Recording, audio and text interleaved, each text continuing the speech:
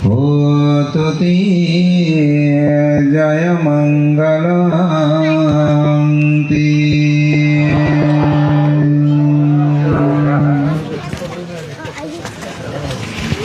বৃহত্তর হরাপাড়া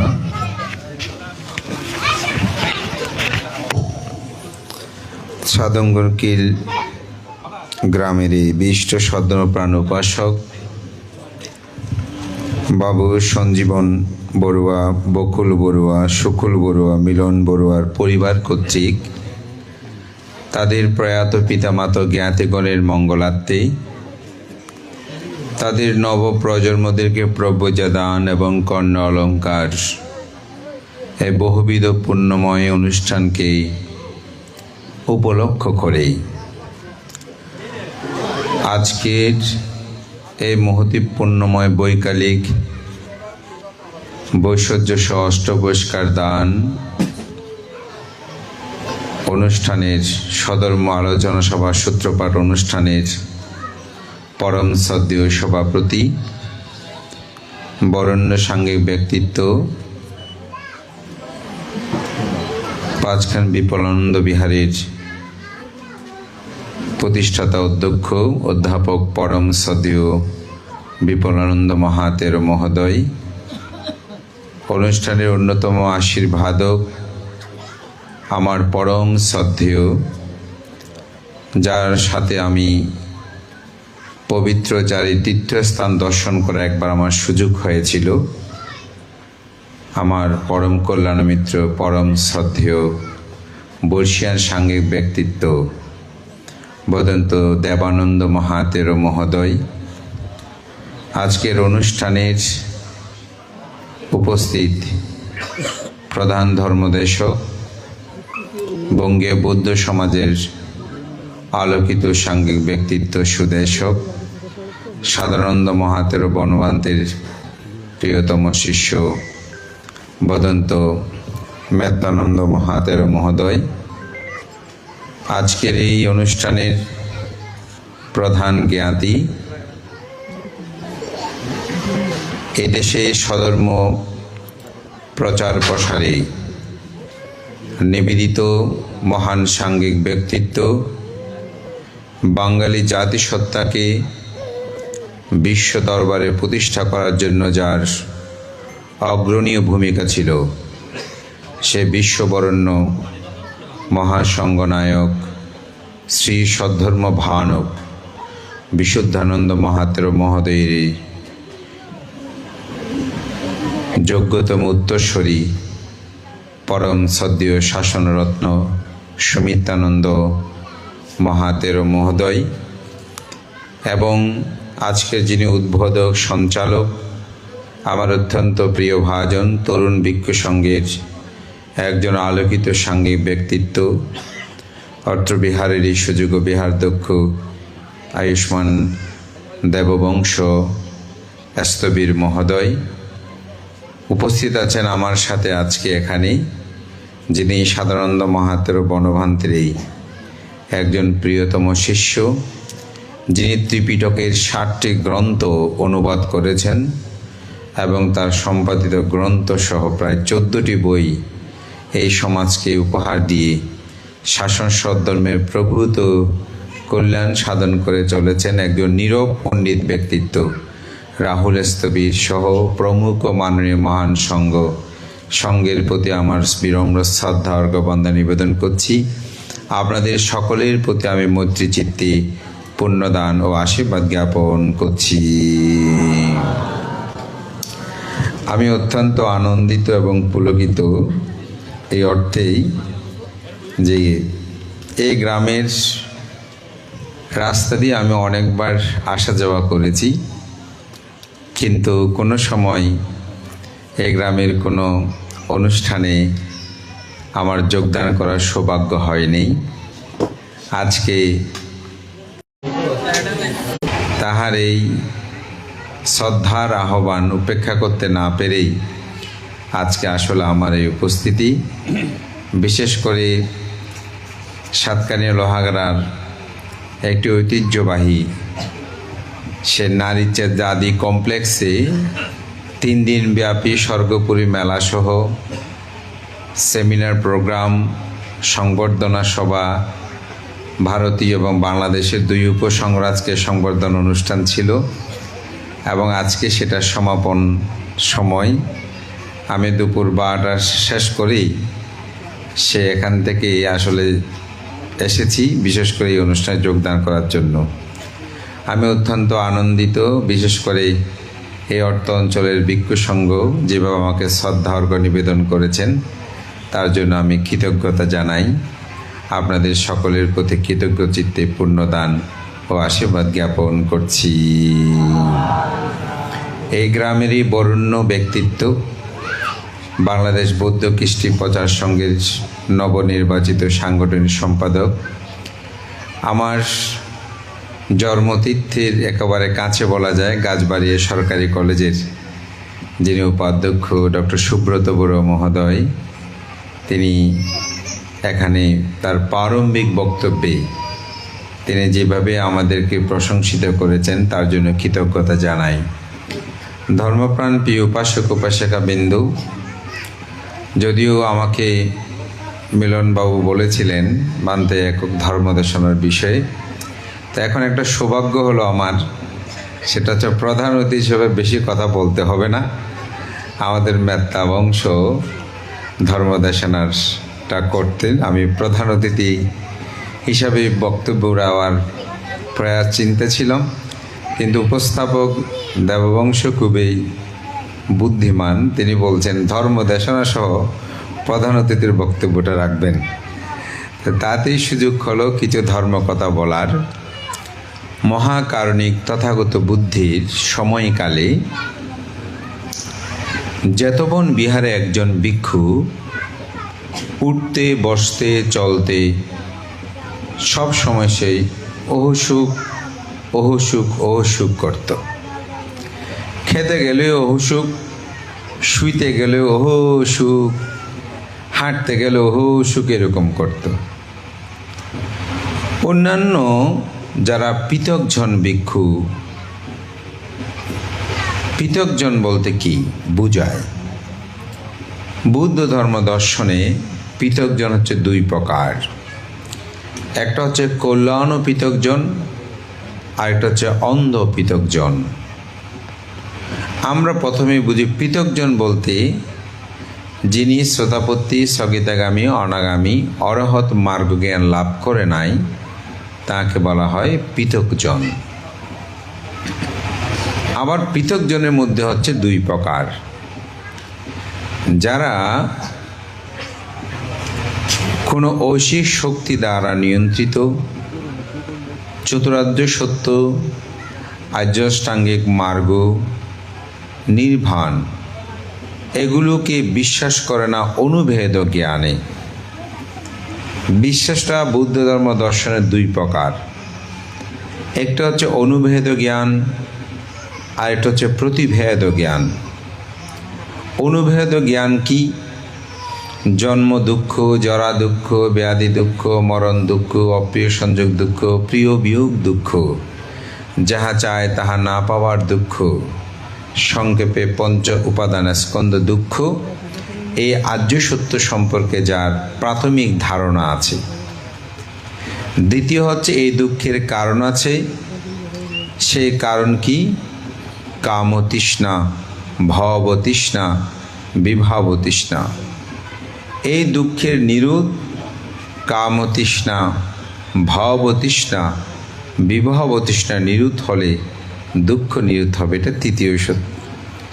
দুঃখ নিরোধের উপায় আর্য অষ্টাঙ্গিক ও মার্গ: সম্যক দৃষ্টি, সম্যক সংকল্প, সম্যক বাক্য, সম্যক কর্মান্তর, সম্যক আজীব, সম্যক ব্যায়াম, সম্যক স্মৃতি, সম্যক সমাধি।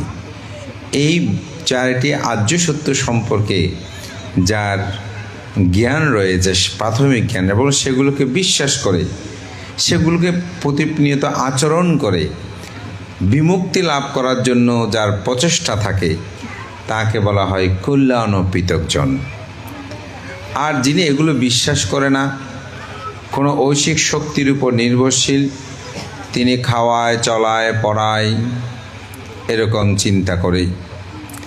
কিছুদিন আগে একটা দেখলাম, একজনে উপর করে হাত রেখেছে 15 বছর, হাতটা নিচে নামায় না। তিনি মনে করছেন এভাবে হাত তুলে রাখলে বিশ্ব শান্তি প্রতিষ্ঠিত হবে, উপর করে হাতটা তুলে রেখেছে। আরেকজনে 20 বছর স্নান করে নাই, সে মনে করছে বিশ্ব শান্তির জন্য স্নান না করলে ভালো হবে। এগুলো হচ্ছে অন্ধ পৃথকজন। কিছু কিছু মানুষ আছে, বুদ্ধের সময়কাল ছিল, গোব্রত পালন করত, অর্থাৎ গরুর মতো জীবনযাপন করত, মনে করে যে এতে আমি শান্তি পাব। কিছুদিন না, বছর খানেক আগে, বছর 2 আগে হবে, একটি নিউজ দেখলাম, জাপানে একজনে কুকুর হয়েছে, প্লাস্টিক সার্জারি করে কুকুর সেধে গেছে। তাকে প্রশ্ন করেছে যে কুকুর হয়েছে কেন? সে বলছে মানব জীবন মানে মনুষ্য জীবন আমার ভালো লাগতেছে না, সেই জন্য প্রায় বাংলাদেশে 12 কি 13 লক্ষ টাকা খরচ করে সে কুকুর হয়ে গেছে। আপনারা ইউটিউবে চার্জ দিলে দেখতে পাবেন। অর্থাৎ সে কুকুর। এই ধরনের যারা অন্ধবিশ্বাসী জীবনযাপন করে, এদেরকে বলা হয় অন্ধ পৃথকজন। এই জন্য বলছি পৃথকজন 2 প্রকার। তা আমরা যারা কর্মফলকে বিশ্বাস করি, নির্বাণ সত্য পথে চলার জন্য প্রতিনিয়ত কর্ম করছি, এ দান কর্ম পুণ্যকর্মগুলো সম্পাদন করছি, এটাকে বলা হয় কল্যাণ ও পৃথকজন। তো বুদ্ধের সময়কালে তো সবাই যে একেবারে তারা মার্গজ্ঞান লাভ করেছে তা নয়, সেখানে অনেকেই পৃথকজন ছিল। তারা এই ভিক্ষুর অহুসুক এই বিষয়টা জেনে শুনে তারা অনেকে চিন্তা করতে লাগলো, মনে হয় এই ভিক্ষুটা খুব অভাবগ্রস্ত পরিবার থেকে এসেছে, এখন এখানে ভিক্ষু হওয়ার পর দায়কের উত্তম খাদ্যদ্রব্য গ্রহণ করে সে খুব আরাম আয়াসে আছে, সেজন্য সেরকম অহুসুক করে। এটা নিয়ে স্বাভাবিক সেখানে সমালোচনা হচ্ছিল। তো বুদ্ধ সেখানেই ভিক্ষু সঙ্গদের এই আলাপ শুনে তাদেরকে বললেন, হে ভিক্ষুগণ, তোমরা কি নিয়ে এত সমালোচনা করছো? তখন তারা তাদের কথাটা ব্যক্ত করলেন, বলছে ঠিক আছে, সে ভিক্ষুটাকে সহ ডেকে নিয়ে আসো। তো সে ভিক্ষু সহ সকল ভিক্ষু সঙ্গ জেতবন বিহারে সমাবেত হলো। তখন বুদ্ধ জিজ্ঞাসা করলেন, হে ভিক্ষু, তুমি কি সত্যি হাঁটতে, বসতে, চলতে, শুইতে অহুসুক করো?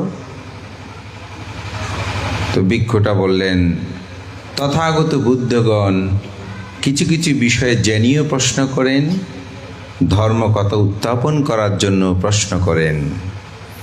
আমি জানি তথাগত বুদ্ধ জেনেই ধর্মকথা উত্থাপন করার জন্য প্রশ্ন করছেন। তথাগত বুদ্ধ, আমি আমার পিতার পক্ষ থেকে 80,000 কোটি স্বর্ণমুদ্রা লাভ করেছি। কিভাবে? পিতার উত্তরাধিকারে। আমার শ্বশুরালয় থেকে আমি লাভ করেছি 80 কোটি স্বর্ণমুদ্রা। আমি ব্যক্তিগতভাবে ব্যবসা বাণিজ্য করে সেখানে 80,000 কোটি স্বর্ণমুদ্রা লাভ করেছি। এত বিত্ত বৈভবের মধ্যে থেকে আমি যেই সুখ লাভ করতে পারি নাই, আপনার এই বুদ্ধ শাসনে প্রব্রজ্য উপসম্পদা গ্রহণ করে আমার আত্মসাধনার মাধ্যমে আমি যে বিমুক্তি সুখ ভোগ করছি, সেই সুখের জন্যই আমি মূলত প্রতিনিয়ত বলি অহুসুক। অর্থাৎ সে বিমুক্তি সুখ বৌদ্ধ ধর্ম দর্শন অঙ্গুত্তর নিয়ে বলেছেন 2 প্রকার সুখ আছে। একটা হচ্ছে লৌকিক সুখ, আর একটা হচ্ছে লোকোত্তর সুখ। লৌকিক সুখ কি? এই যে স্ত্রী, পুত্র, কন্যা, ছেলে মেয়ে, ঘর সংসার, অর্থ, বিত্ত, প্রাচুর্য, নাম, যশ, কীর্তি, প্রতিপত্তি, এগুলোর মধ্যে একটা সুখ আছে না? অবশ্যই আছে। তো এগুলোর মধ্যে কি আছে? সুখ আছে। আপনি স্ত্রী বলেন, পুত্র বলেন, ঘর বাড়ি, এগুলোর মধ্যে সুখ পাচ্ছে না মানুষ? সুখ পাচ্ছে। তো এটাকে বলা হয় লৌকিক সুখ। লোকোত্তর সুখ কি? লোকোত্তর সুখ হচ্ছে লাভ অলাভ, যশ অযশ, নিন্দা প্রশংসা, সুখ দুঃখের মধ্যে যার চিত্ত কখনো কম্পিত হয় না, যিনি চারি অপায়ের দ্বার বন্ধ করেছেন, তির্যক প্রেত অসুর নিরয়ে আর যিনি গমন করবে না, যেটাকে বলা হচ্ছে শ্রোতাপত্তি, শ্রোতাপত্তি ফল, স্থগিতাগামী, স্থগিতাগামী ফল, অনাগামী, অনাগামিত্ব ফল, অরহৎ, অরহত্ব ফল। এটাকে বলা হয় লোকোত্তর সুখ। এই সুখের সাথে আসল লৌকীয় সুখের কোনো তুলনা করা যায় না। লৌকীয় যত সুখ আছে সব সুখের পিছনে একটা দুঃখ লুকায়িত আছে। যেমন আমরা বিহার করছি না, আমি যদি মনে করি বিহারটা খুব সুন্দর করে আমি তৈরি করেছি আমি ভোগ করার জন্য, এই চেতনায় যদি কেউ করে, দেখবেন সে ভিক্ষু হলেও দুঃখ পাবে। কেন পাবে? যখন দায়করা কোনো কারণে অসন্তুষ্ট বলে, বান্দা আপনি অন্যত্র যান, তখন ভিক্ষু বলে, এত কষ্ট করে এত সুন্দর করে বিহার করলাম, এখন আমাকে চলে যেতে বলছে। কেন? কারণ এখানে লৌকীয় সুখের চিন্তা ছিল, যার কারণে তার মধ্যে দুঃখ তাকে স্পর্শ করেছে। আপনি একটা বিল্ডিং তৈরি করতে চান, কেন? থাকার জন্য, সুখের জন্য। এটা আপনি তৈরি করলেন, কিন্তু এই বিল্ডিং থেকে একদিন আপনাকে চলে যেতে হবে, অথবা মৃত্যুবরণ করতে হবে। তাহলে আপনি ভাবছেন এত অর্থ বিত্ত ব্যয় করে এত সুন্দর আমি বিহার করলাম, বাড়ি করলাম, কিন্তু এই বাড়ি ছেড়ে তো আমাকে চলে যেতে হবে। দুঃখ না? দুঃখ। আপনি স্ত্রী স্বামী কামনা করেছেন, লাভ করলেন, দুজনের মধ্যে ঝগড়া হয় না, কথা কাটাকাটি হয় না, মনোমালিন্য হয় না, তাহলে সুখের জন্য তো আপনি বিবাহ বন্ধন আবদ্ধ হয়েছেন, কিন্তু দেখেন সেখানেও দুঃখ উৎপন্ন হয়েছে। যদি সেরকম একেবারে নাও হয়, একদিন একজনকে ছেড়ে একজন চলে যেতে হবে না, মৃত্যুবরণ করতে হবে না, তখন দুঃখটা আসবে না, নিজের প্রিয়জনকেই ছেড়ে চলে যেতে হচ্ছে। আমরা অনেকেই পুত্র কামনা করি, কন্যা কামনা, সন্তান কামনা করি না। আচ্ছা, এই সন্তান অনেকে বুদ্ধের কাছে গিয়ে, মান্তের কাছে গিয়ে দান ধর্ম করে প্রার্থনা করে, আমি যেন পুত্র সন্তান লাভ করি, কন্যা সন্তান লাভ করি, এরকম কামনা করেন না? বলুন তো, এই সন্তান যখন মা গর্ভে ধারণ করে, তখন কি তিনি সুখ পায় নাকি দুঃখ পায়? দুঃখ পায় না। ভূমিষ্ঠ হতে কত যন্ত্রণা ভোগ করতে হয় না? তাকে লালন পালন করতে, মল মূত্র পরিষ্কার পরিচ্ছন্ন করতে কত কষ্ট করতে হয় না? তাহলে আমি যে সুখের জন্য কামনা করেছি, তাহলে আমাকে অনেক দুঃখ বরণ করতে হয়েছে। বড় হলো, এখন ছেলে আপনার কথা শোনে না, মেয়ে তা আপনার সন্তান আপনার কথা শোনে না, তখন কি দুঃখ? বোধহয় এই সন্তান না পাওয়াটা অনেক ভালো ছিল, ঠিক না? আবার যদি নাম যশ কীর্তি সন্তানের কারণে আপনি সম্মানিত হন, তখন এই সন্তানকে ছেড়েই আপনাকে চলে যেতে হবে, তাহলে দুঃখ উৎপন্ন হয় না? এই পৃথিবীর যত ভোগ্য বস্তু আছে, যত কামনা আছে, এই সমগ্র কামনার পিছনে, প্রাপ্তির পিছনে সুখও যেমন আছে, দুঃখ আছে। এই জন্য এটিকে বলা হয় লৌকীয় সুখ। আমার যখন 21 বর্ষা 22 বর্ষাগত হলো, তো আমি ফেসবুকে একটা স্ট্যাটাস লিখেছি যে আমার জীবনের অনেক খ্যাতি, অনেক সম্মান, অনেক উপাধি, মহাসভার অল্প বয়সে বলা যায় বিশেষ একটা পোস্ট পেলাম, এই এত অর্জন আমার, সম্মান আমার, এত সম্মান আমি লাভ করেছি, কিন্তু আমার জীবন এখনও সার্থকতায় পর্যবেসিত করতে পারি নাই। তো অনেকে ওখানে লিখতেছে, ভান্তে কি বলেন, আপনার এত খ্যাতি, এত কিছু, আপনি কেন বলছেন এই কথা? তা আমার কথাটা ছিল অত্যন্ত গভীর এবং বৌদ্ধ ধর্ম দর্শনের আত্ম উপলব্ধির ব্যাপার। আমার নাম, যশ, কীর্তি, প্রতিপত্তি অনেক কিছু হতে পারে। আজকে অনেক সম্মাননা আমাকে এখানে আপনারা করেছেন, দিয়েছেন, কিন্তু আমি কি চারি অপায়ের দ্বার বন্ধ করতে পেরেছি?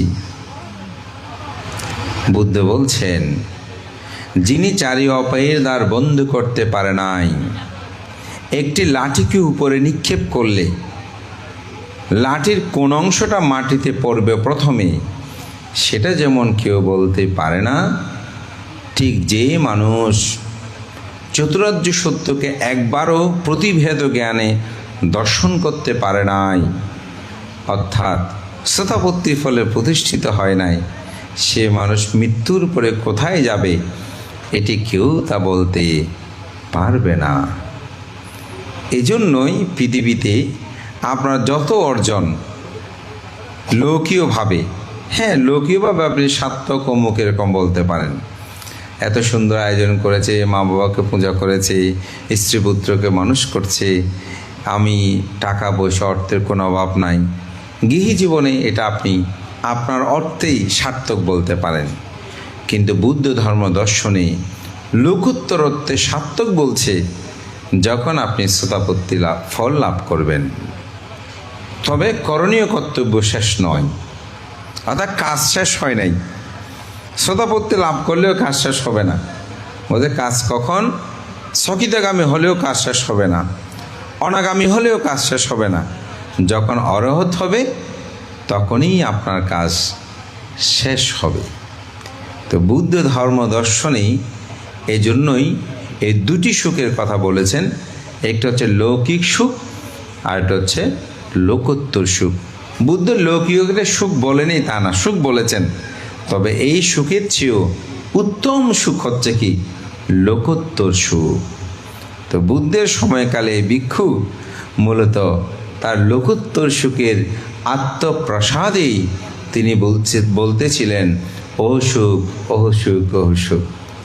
তো বুদ্ধ ধর্ম দর্শনের জন্য বলছে আমি যে কথাটি, ধাম্মাপিতি সুখাংসতি বিপ্পাসান্নেনা চেতসা আরিয়াপ্পা বেদিতে ধাম্ম সাদারামিত পাণ্ডিত। বুদ্ধ বলছেন, যিনি ধর্মের মধ্যে প্রীতি লাভ করে, আনন্দ লাভ করে, সে ব্যক্তি প্রতিনিয়ত আর্য উপদিষ্ট ধর্মে রত থাকেন। অর্থাৎ সবসময় তিনি ভালো কাজ, পুণ্য কাজ, সৎ কাজগুলো তিনি সম্পাদন করেন।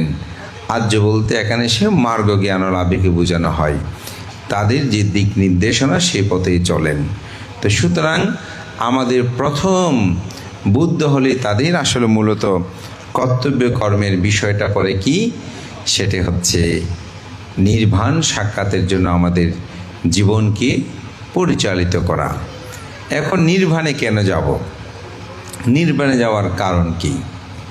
কারণ আপনি যত জন্মগ্রহণ করবেন তত আপনি এই সংসার আবর্তে দুঃখকে বরণ করবেন। জন্ম নিয়েছেন বলে জরার দুঃখ, ব্যাধির দুঃখ, মরণ দুঃখ, অপ্রিয় সংযোগ দুঃখ, প্রিয় বিয়োগ দুঃখ, যাহা চায় তাহা না পাওয়ার দুঃখ, সংক্ষেপে পঞ্চ উপাদান স্কন্ধ দুঃখ। এই দুঃখগুলোকে উপলব্ধি করতে হবে। বুদ্ধের ধর্ম দর্শন যদি কেউ আচরণ করতে চায়, প্রতিপালন করতে চায়, তাকে দুঃখ সত্যটা জানতে হবে। যিনি দুঃখ সত্য জানবেন না, তাকে বুদ্ধ ধর্ম শত বুঝালেও তার কাছে একটা কারাগার মনে হবে, কঠিন মনে হবে, স্রোতের বিপরীত মনে হবে। কারণ আমার চক্ষু চাই দেখতে, আমার কর্ণ চাই শুনতে, নাক চাই ঘ্রাণ নিতে, জিহ্বা চাই স্বাদ আস্বাদন করতে, দেহ চাই সুন্দর স্পর্শ করতে। কিন্তু বুদ্ধ বলছেন, এগুলোকে যত তুমি সংযত করবে, যত তুমি এগুলোকে নিয়ন্ত্রণ করবে, যত তুমি এগুলোকে নিজের আয়ত্তে রাখতে পারবে এবং এগুলোর আকাঙ্ক্ষা তৃষ্ণাকে তুমি ক্ষয় করতে পারবে, তত তুমি সুখী হবে। তাহলে আমাদের জীবনের চাহিদার থেকে বিপরীত হলো না? অনেকেই বলেন মানতে অমুক ধর্মে শুধু ভোগ ভোগ ভোগ, আর আমাদের ধর্মে শুধু সব ত্যাগ ত্যাগ। এই জন্য বান্ধব আমাদের ধর্ম থেকে মানুষ অনেক সময় দূরে যাচ্ছে। আসলে ভোগ করতে করতে পৃথিবীটা এখন কেমন হয়ে যাচ্ছে দেখেন তো। পৃথিবীটা কেমন হচ্ছে, মানুষের বসবাসের অযোগ্য হয়ে পড়ছে না? ত্যাগ মানুষকে সুখময়তা করে তোলে। তো সেজন্য বুদ্ধের ধর্মটাকে বুঝতে হলে আসলে নির্বাণ সত্যে যাওয়ার জন্য আমাদের চেতনাকে জাগ্রত করতে হবে। অর্থাৎ জন্ম নিরোধের জন্য আমাদের প্রচেষ্টা। তো জন্ম নিরোধের যে প্রচেষ্টা, এটাকে বলবো তৃষ্ণা নিরোধ। তৃষ্ণা যেন না থাকে। আপনি এই জীবনে দেখবেন কোন মানুষটা সুখী, যার যত বেশি তৃষ্ণা কম, দেখবেন সে মানুষ তত বেশি সুখী। যার মধ্যে যত বেশি আকাঙ্ক্ষা আছে, চাহিদা আছে, সে মানুষ তত বেশি দুঃখী। মৃত্যুর পরে না আপনি ইহ জীবন উপলব্ধি করতে পারবেন। আপনি যদি মনে করেন যে আমি একটু ডুপ্লেক্স খুব সুন্দর বাড়ি করব, যতদিন করতে পারবেন না ততদিন দেখবেন এই মনে দুঃখ নিয়ে আপনি চলছেন। আমার এক পরিচিত পয়সিক, আমার দেশের আমি অনেকবার উদাহরণটা দিয়েছি। ওনার শহরে অনেকগুলো জায়গা আছে, এখন বাড়িটারি হয়েছে। তো উনি শিক্ষক, বয়সে তো আমার 3 গুণ বড় হবে তখন, আজ থেকে প্রায় 12-13 বছর আগের ঘটনা। ওনার ছেলে মেয়ে সব প্রতিষ্ঠিত, উনি খুব ধার্মিক খুব। তো উনি আমাকে একদিন বলছে, বানতে আমার মনে একটা বড় দুঃখ, আমাদের গ্রামের বাড়িতেই আমার শ্বশুর বাড়িতে একটা বাড়ি করতে পারেনি। তাই বললাম আপনার তো, আমি যতটুকু জানি শহরে অনেকগুলো জায়গা আছে, অমুক আছে, ফ্ল্যাট বাড়ি আছে, ওখানে নিয়ে এত চিন্তা করার দরকার কি? বোঝা বানতে ওখানে যদি আমি বাড়ি করে মরতে না পারি, তাহলে কিন্তু আমার চিটাঙ্গের পাশে বলো বানতে আর খুলছে ফুটতে নয়। তা আমি খুব অবাক হলাম, এই অর্থে অবাক হলাম যে ওনার শহরে ওনার জায়গা আছে, ফ্ল্যাট বাড়ি আছে, এরপরেও উনি ভাবছেন যে আমার একটা গ্রামের মধ্যে বাড়ি কেন করতে পারলাম। মূলত জায়গা সম্পদের হয়তো একটু ভাগ বাটোয়ারা বিষয় আছে, অর্থনৈতিক কোনো কারণে নয়, সে কারণে হয়তো তিনি পেরে উঠতে পারছিলেন না। তাহলে দেখেন ওনার এই তৃষ্ণাটা তাকে এমনভাবে আঁকড়ে ধরে রেখেছে, এই দুঃখটাই তিনি বহন করে চলেছেন। কেন? ওই তৃষ্ণা যার যত বেশি, দুঃখ তার তত বেশি। বুদ্ধ বলছেন এই তৃষ্ণা ক্ষয় হচ্ছে বুদ্ধের ধর্ম দর্শনের মূল কাজ, যেটাকে আমরা জন্ম নিরোধ বলছি। অর্থাৎ তৃষ্ণা নিরোধ হলে, আকাঙ্ক্ষা নিরোধ হলে, ডিজায়ার নিরোধ হলে আপনার দুঃখ নিরোধ হবে। তাই বুদ্ধের ধর্ম দর্শনে এটি হচ্ছে তার মূল একটি বিষয়, এটা আমাদেরকে অনুধাবন করতে হবে। তো জন্ম যদি নিরোধ করতে চাই আমাদেরকে কি করতে হবে? তো বুদ্ধ ধর্ম দর্শনে বুদ্ধ 4টি পরিষদের কথা বলেছেন। একটা হচ্ছে ভিক্ষু পরিষদ, একটি ভিক্ষুণী পরিষদ, একটি উপাসক পরিষদ, আর একটা হচ্ছে উপাসিকা পরিষদ। এটিকে 2টি ভাগে ভাগ করলে হয়, একটি গৃহী আর একটা হচ্ছে প্রব্রজময় জীবন। তাই গৃহী জীবনটা কেন? গৃহী জীবনে কি নির্বাণ সাক্ষাৎ করা যায় না? করা যায়, কিন্তু কর্তব্য বাহুলতা। আর ভিক্ষু জীবনে কর্তব্য বাহুলতাটা কম। আমাদের সাধারণানন্দ মহাতের বনভান্তের একটা উদাহরণ আমার জানার সৌভাগ্য হয়েছে। তিনি একটি উদাহরণ দিয়েছিলেন যে কেন আপনি প্রব্রজ্যা গ্রহণ করবেন। তো তিনি উত্তর দিয়ে, লংগুদু থেকে 2টি জাহাজ যাত্রা শুরু করেছে। একটা ডাইরেক্ট নন স্টপ চলে আসবে, আর একটা লোকাল, এটা ঘাটে ভিড়ে ভিড়ে আসবে। তো বান্দে জিজ্ঞেস কোনটা আগে আসবে। যদি মাঝি অর্থাৎ যিনি চালক সে যদি ঠিক থাকে, ড্রাইভার তেল পানি সদি সব পরিপূর্ণ থাকে, তাহলে কোনটা আগে পৌঁছবে? তো সবাই উত্তর দিল ভান্তে যেটা বিরতিহীন, এটা গেট লক করে একেবারে আসবে, কোনো ঘাটে ভিড়বে না, ওদের সেটা আগে কোথায় লংগদু থেকে সেটা রাঙামাটিতে আগে পৌঁছবে। আর যেটা এই ঘাট ভিড়বে, ওদের সেটা আসতে সময় লাগবে।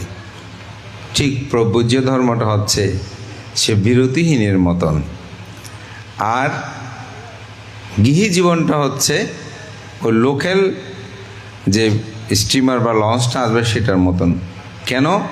কারণ স্বামীর কর্তব্য, স্ত্রীর কর্তব্য, ছেলে মেয়ের কর্তব্য, পরিবার পরিজনের কর্তব্য, এগুলো করতে হয় না।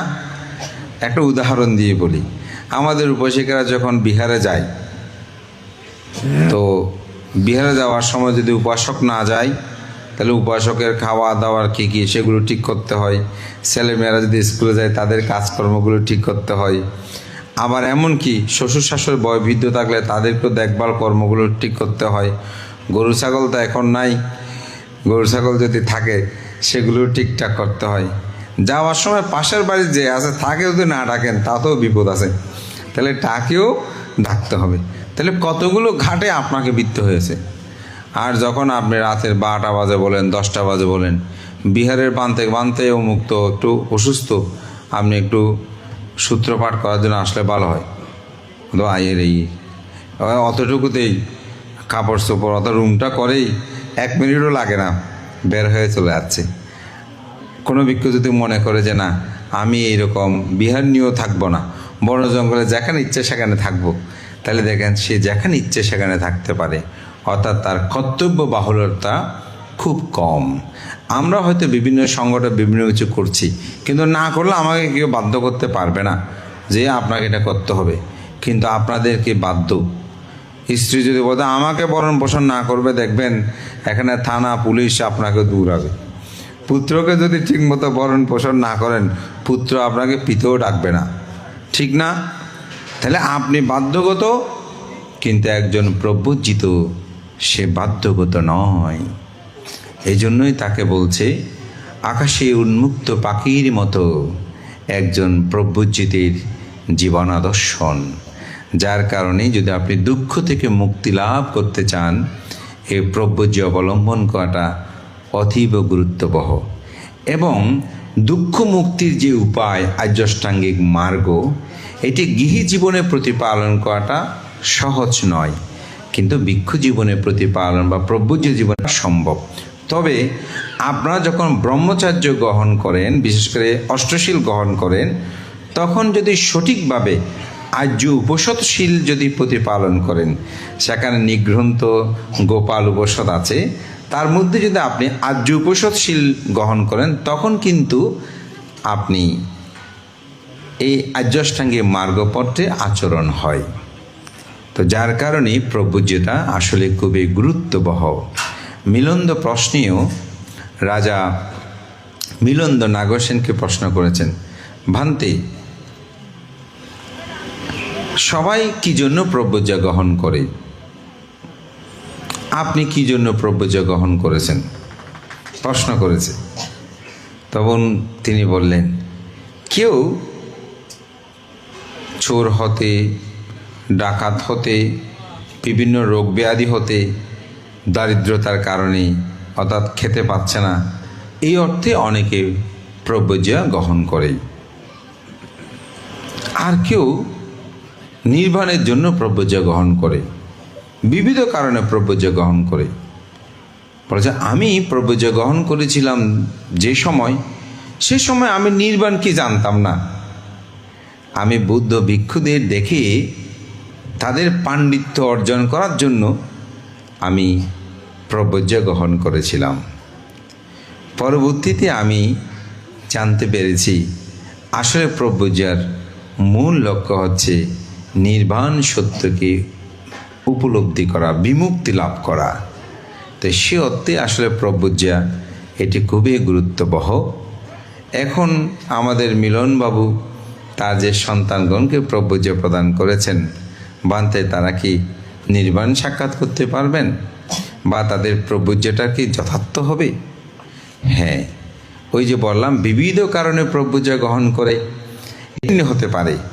কিন্তু তাদের মধ্যে একটি সংস্কার হবে, এমন একটি সংস্কার যে সংস্কারটা তাদের জীবনকে পরিবর্তন ঘটাতে পারে। আমি আমার ব্যক্তিগত একটা উপলব্ধি বলে অবাক হবেন, আমি কিন্তু ছোটবেলা থেকেই শ্রমণ ছিলাম না। আমি সাধারণত ট্রেডিশনালি যেরকম শ্রমণ হয় আমাদের পরিবারে, আমি সেরকম এসএসসি পরীক্ষার সময় সেরকমভাবে আমি শ্রমণ হয়েছি। কিন্তু সামনে আমার এসএসসি পরীক্ষা সন্নিকট হওয়ায় কোচিংয়ে এসে করার কারণে আমি বরাবর গণে গণে মাত্র 7 দিন ছিলাম। কিন্তু আমার এতই ভালো লেগেছে যে আমি যেদিন চিবর ত্যাগ করছি সেদিন আমি বুদ্ধের আসনে বন্দনা করে বলছি যে আমি ইন্টার যখন শেষ হবে পরীক্ষা তখন আবার আমি 1 মাসের জন্য শ্রমণ হব। কিন্তু আমার জীবনটাকে এইভাবে ডেলিগেট করব এটা আমি তখনও ভাবি নাই।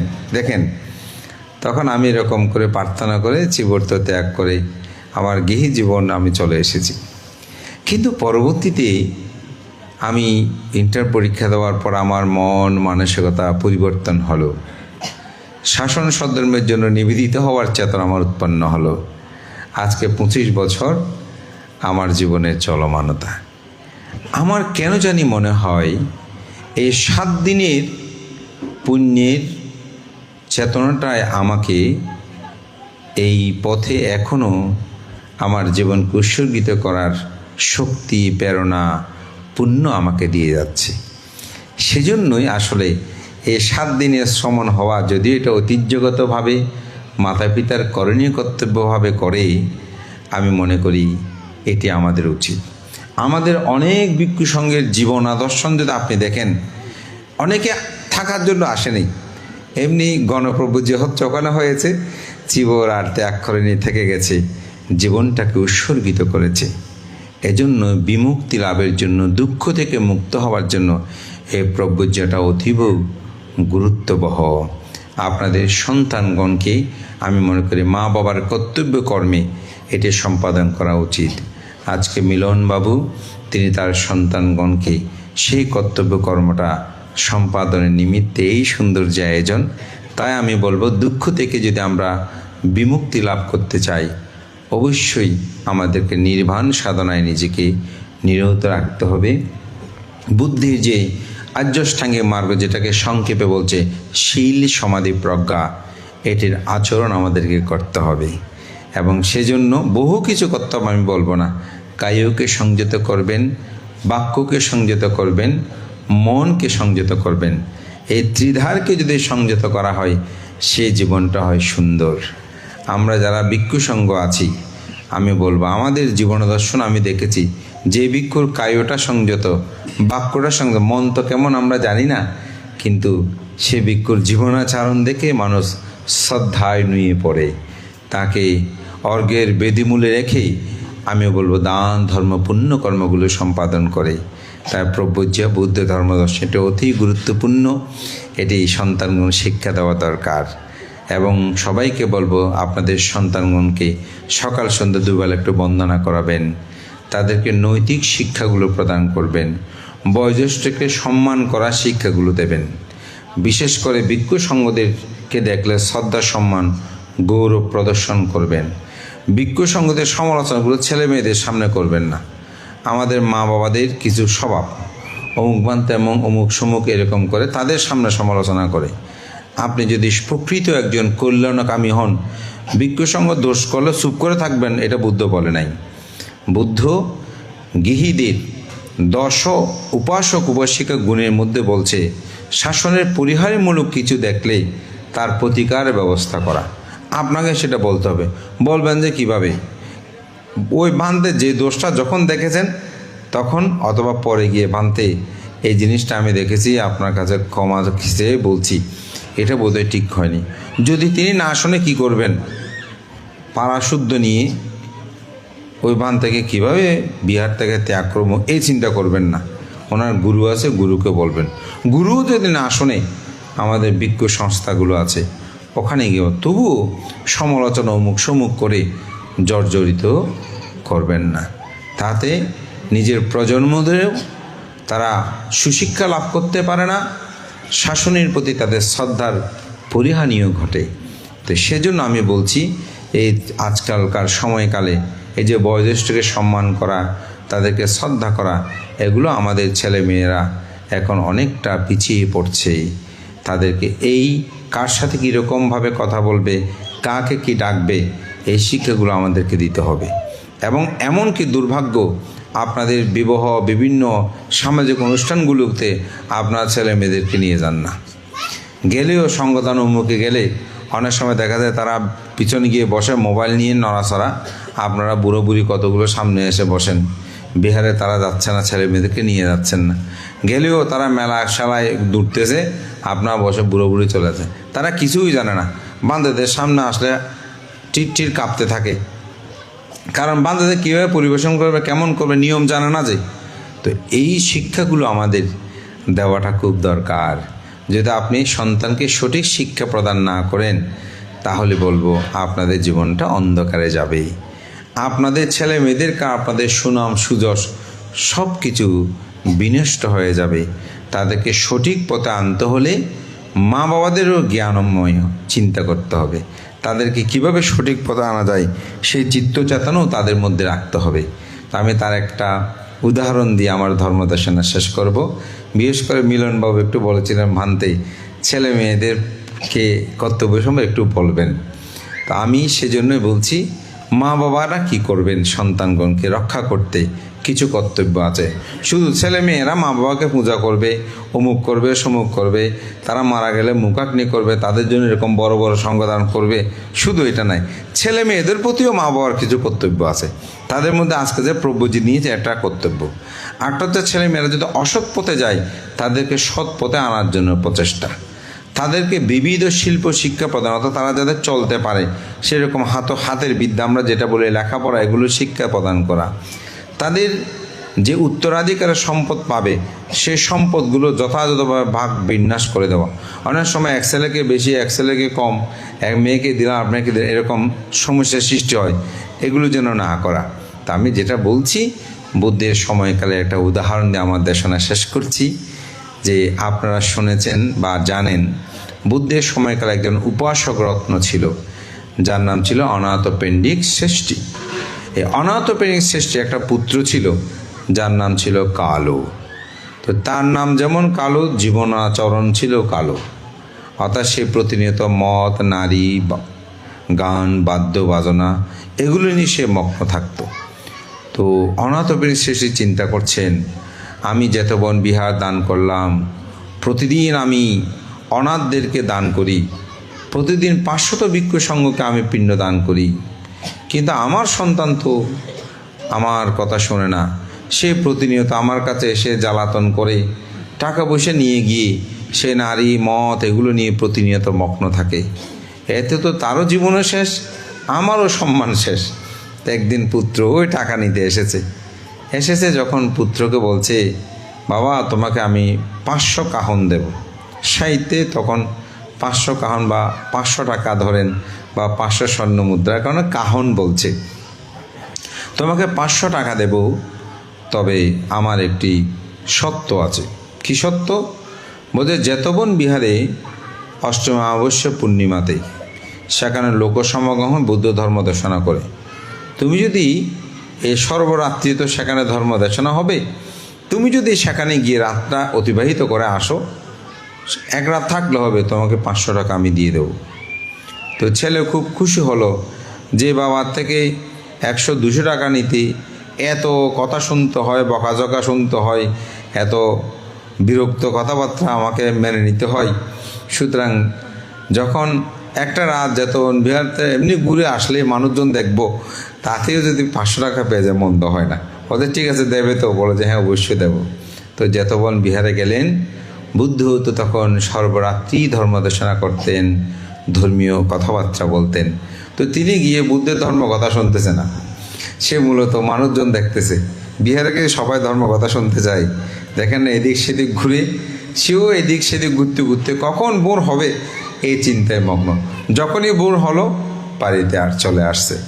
পিতা তো খবর নিয়েছে, সেও বলছে হ্যাঁ আমি যেতবন বিহারে ছিলাম সারা রাত থেকে এসেছি। পিতা একদম কোনো কথাই বললো না। 500 টাকাটা বের করে তাকে দিল, অর্থাৎ 500 কাহন। সে খুশিতে মহা আনন্দ লাভ করছে। বাবার কাছে তো টাকা একটা করে কত কথা শুনতে হয়, এখন অনায়াসে পেয়ে গেলাম। পরে যখন অষ্টমী আসলো, পিতার আশেপাশে ঘুরতেছে, কেন আজকে যদি যেতে বলে তাহলে পিতা আবার তো অনায়াসে 500 টাকা পেয়ে যাও। তো পিতাও বুঝতে পারছে ছেলে কেন আজকে আশেপাশে ঘুরছে। তো পিতা ডাকলো, বলছে হে পুত্র, তুমি কি আজকে যেতে বনে যাবে? বলছে হ্যাঁ অবশ্যই যাব, যদি আপনি 500 টাকা দেন। বলছে 500 নয়, তোমাকে আমি 1000 কাহন দেব। বুঝার জন্য বলছি 1000 টাকা দেব, তবে আমার একটা সত্য আছে। কি সত্য? বলছে বুদ্ধ তো সারা রাত্রি ধর্ম দেশনা করবে, তুমি সেখান থেকে মাত্র 2-1টি কথা যদি আমাকে এসে বলতে পারো তাহলে 1000 টাকা পাবে, আর যদি বলতে না পারো তাহলে 500 টাকা পাবে। তো সেই বলে রাজি হয়ে গেল। বুদ্ধ সারা রাত কথা বলে, 2-1টা কথাকে আমি বলতে পারবো না, শিখতে পারবো না। সে বিহারে গেল, গিয়ে সারা রাত ঘুরেছে। যখনই ভোর হবে তখনই ভাবছে যে আমি তো বাবাকে কিছু না কিছু কথা বলতে হবে। তখন এই চিন্তা করে সেই বুদ্ধের কয়েকটি কথা শোনার জন্য মন স্থির করলো, কারণ তাহলে তো 500 টাকা কমে যাবে। তো বুদ্ধের কথা যখন মন স্থির করে শুনতে শুরু করলো, তখন দেখা গেল কিছুক্ষণের মধ্যেই বুদ্ধের যে অনুপূর্বিক ধর্মদেশনা, দানকথা, শীলকথা, ভাবনা-কথা শুনতে শুনতেই তার মধ্যে ধর্মচক্ষু জ্ঞান উৎপন্ন হলো, অর্থাৎ তিনি শ্রোতাপত্তি লাভ করলেন। তখন বুদ্ধকে বললেন, আমি প্রব্রজ্য নিতে চাই। বুদ্ধ বললেন, পিতামাতার অনুমতি ছাড়া তো প্রব্রজ্য গ্রহণ করা যাবে না।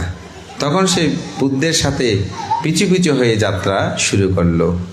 তখন যাত্রা শুরু করেই যখন সেখানে গিয়ে পৌঁছার পরেই পিতা সে খুব ভয় পাচ্ছিল। পিতা যদি বুদ্ধের সামনে এসে 1000 টাকাটা দিয়ে দেয় তাহলে তো বলবে টাকার জন্য সে ধর্ম শ্রবণ করতে এসেছে। কিন্তু পিতা যেহেতু শ্রোতাপত্তি লাভী ছিলেন, পুত্রের গমনাগমনে সে উপলব্ধি করতে পারল। তখন তাতেই সেই আর কোনো কথা না বলেই সে কালো তার জীবনের আলো খুঁজে পেল, সে প্রব্রজ্য গ্রহণ করলো, তার জীবন সার্থক হলো। তা আমি এটুকুই বলবো, আমাদের ছেলে মেয়েদেরকেও ধর্মীয় শিক্ষায় তাদেরকে উদ্বুদ্ধ করতে আমাদেরকে এক একটি পন্থা অবলম্বন করতে হবে, যারা সঠিক পথে তাদের জীবন অতিবাহিত করে। মহান সংঘকে বন্দনা জানিয়ে আপনাদের সকলের উত্তর শ্রীবিদ্যে কামনা করে আবারও মিলনবাবুর তথা পরিবারের প্রতি, এই গ্রামবাসীর প্রতি অসীম কৃতজ্ঞতা জানিয়ে যেভাবে সম্মান শ্রদ্ধা গৌরব প্রদর্শন করেছেন তার জন্য অসীম কৃতজ্ঞতা জানিয়ে আপনাদের সকলে উত্তর শ্রীবিদ্যে কামনা করে আমার নাতি দীর্ঘ ধর্মকথা এখানেই শেষ করছি। জগতের সকল প্রাণী সুখী হোক।